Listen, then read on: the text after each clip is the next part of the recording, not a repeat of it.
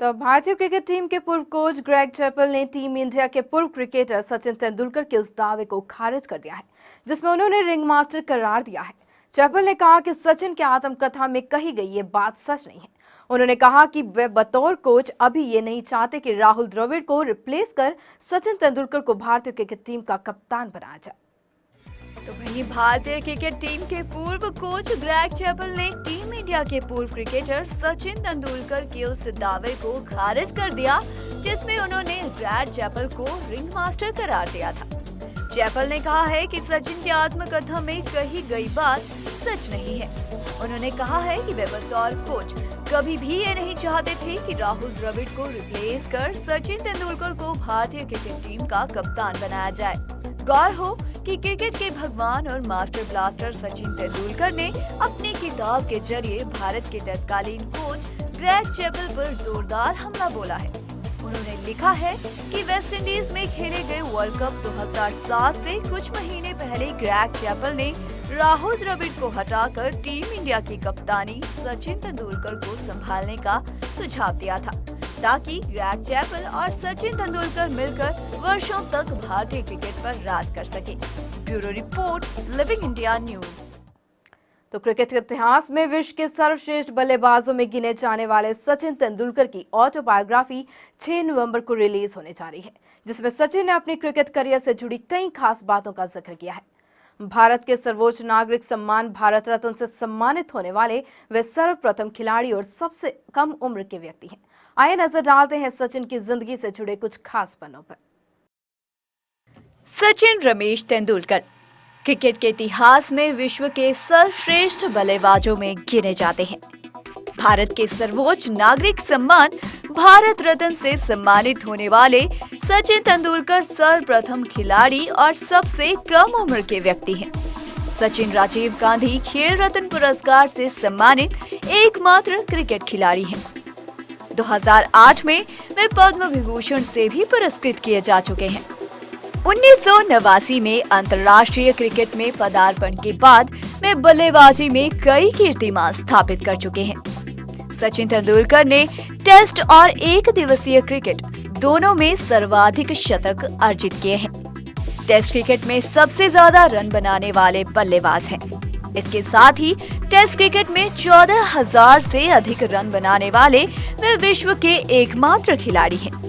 एक दिवसीय मैचों में भी उनके कुल सर्वाधिक रन बनाने का कीर्तिमान प्राप्त है। उन्होंने अपना पहला प्रथम श्रेणी क्रिकेट मैच मुंबई के लिए 24 वर्ष की उम्र में खेला। उनके अंतर्राष्ट्रीय खेल जीवन की शुरुआत 1989 में पाकिस्तान के खिलाफ कराची से हुई थी। सचिन क्रिकेट जगत के सर्वाधिक प्रायोजित खिलाड़ी हैं और विश्व भर में उनके अनेकों प्रशंसक हैं। उनके प्रशंसक उन्हें प्यार से कई नामों से पुकारते हैं, जिनमें सबसे प्रचलित लिटिल मास्टर और मास्टर ब्लास्टर हैं। क्रिकेट के अलावा वे अपने ही नाम के एक सफल रेस्टोरेंट के मालिक भी हैं। राजापुरा के मराठी ब्राह्मण परिवार में जन्मे सचिन का नाम उनके पिता रमेश तेंदुलकर ने अपने चहेते संगीतकार सचिन देव बर्मन के नाम पर रखा था। उनके बड़े भाई अजीत तेंदुलकर ने उन्हें क्रिकेट खेलने के लिए प्रोत्साहित किया था। सचिन के एक भाई नितिन तेंदुलकर और एक बहन सविताई तेंदुलकर भी हैं। 1995 में सचिन तेंदुलकर का विवाह अंजलि तेंदुलकर से हुआ। सचिन के 2 बच्चे हैं, सारा तेंदुलकर और अर्जुन तेंदुलकर। सचिन ने शारदा आश्रम विद्या मंदिर में अपनी शिक्षा ग्रहण की। वहीं पर उन्होंने प्रशिक्षक रमाकांत अचरेकर के सानिध्य में अपने क्रिकेट जीवन का आगाज किया था। तेज गेंदबाज बनने के लिए उन्होंने MRF पेस फाउंडेशन के अभ्यास कार्यक्रम में शिरकत की, पर वहां तेज गेंदबाजी के कोच डेनिस लिली ने उन्हें पूर्ण रूप से अपनी बल्लेबाजी पर ध्यान केंद्रित करने को कहा था। तेंदुलकर नियमित गेंदबाज नहीं है, लेकिन वे मध्यम तेज लेग स्पिन और ऑफ स्पिन गेंदबाजी में परिपूर्ण हैं। वे कई बार लंबी और देर से टिकी हुई बल्लेबाजों की जोड़ी को तोड़ने के लिए गेंदबाज के रूप में लाए जाते हैं। भारत की जीत पक्की कराने में अनेक बार उनकी गेंदबाजी का प्रमुख योगदान रहा है। Bureau report, living India news. तो इस्लामिक कैलेंडर के हिसाब से पड़ने वाला पहला महीना मुहर्रम इमाम हुसैन की शहादत का प्रतीक है। मुहर्रम में 1 से 10 तारीख तक सबसे अहम है। 10 तारीख को इमाम हुसैन की शहादत करबला में अपने 71 साथियों के साथ हुई थी। इस बार इस्लामिक कैलेंडर की ये 10 तारीख मंगलवार 4 नवंबर को पड़ी है। आइए बताते हैं आपको मुहर्रम के साथ जुड़ी ये दास्तान।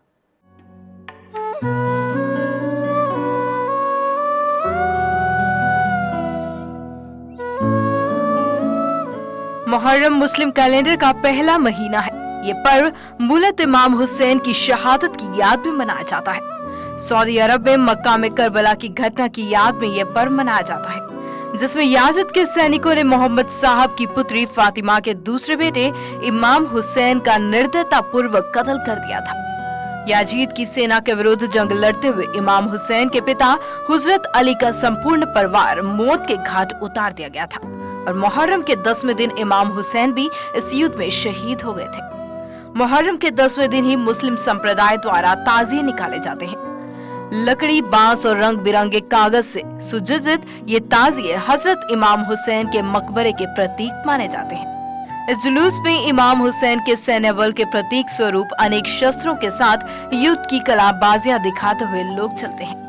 मुहर्रम के जुलूस में लोग इमाम हुसैन के प्रति अपनी संवेदना दर्शाने के लिए बाजों पर शोक धुन बजाते हैं और शोक गीत गाते हैं। मुस्लिम संप्रदाय के लोग शोकाकुल होकर विलाप करते हैं और अपनी छाती पीटते हैं। इस प्रकार इमाम हुसैन की शहादत की याद में ये पर्व मनाया जाता है। करबला का नाम सुनते ही मन खुद ब खुद कुर्बानी के जज्बे से भर जाता है। जब से दुनिया का वजूद कायम हुआ है, तब से लेकर अब तक ना जाने कितनी बस्तियां बनी और उजड़ गई, लेकिन करबला की बस्ती के बारे में ऐसा कहते हैं कि ये बस्ती सिर्फ 8 दिनों में ही तबाह कर दी गई। 2 मुहर्रम 61 हजारी में करबला में इमाम हुसैन के काफिले को जब याजिदी फौज ने घेर लिया, तो हुसैन साहब ने अपने साथियों से यही खेमे लगाने को कहा और इस तरह करबला की ये बस्ती बसी।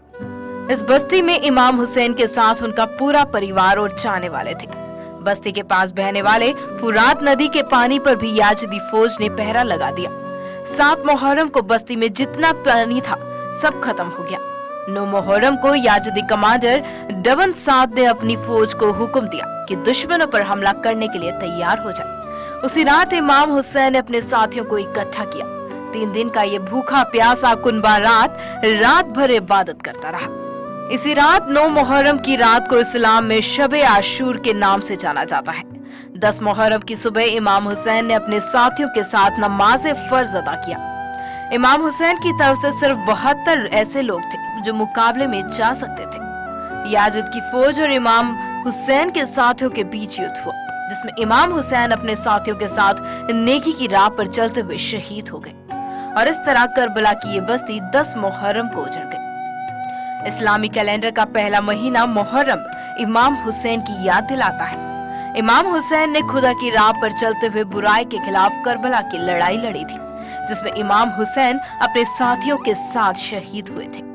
इस लड़ाई की सबसे पहला शहीद था इमाम हुसैन का 6 माह का बेटा अली असगर। जब याजिदी फौज ने करबला की बस्ती के पास बहने वाली फुरात नदी के पानी पर पहरा लगा दिया, तो इमाम हुसैन के साथियों और परिवार का पानी के बिना बुरा हाल हो गया, लेकिन वे नेकी की राह से नहीं हटे। इमाम हुसैन के 6 माह के बेटे अली असगर का जब प्यास से बुरा हाल हो गया, तब अली असगर की मां सैयदा रबाब ने इमाम से कहा कि इसकी तो किसी से कोई दुश्मनी नहीं, शायद इसे पानी मिल जाए।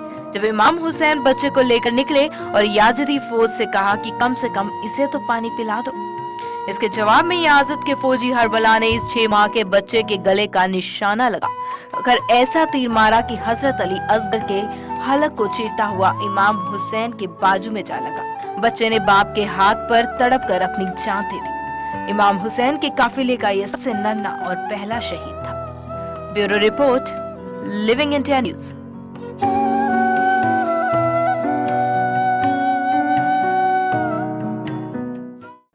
खास खबर में आज फिलहाल इतना ही। देश विदेश की ताजा तरीन खबरों के लिए आप देखते रहे लिविंग इंडिया न्यूज। नमस्कार।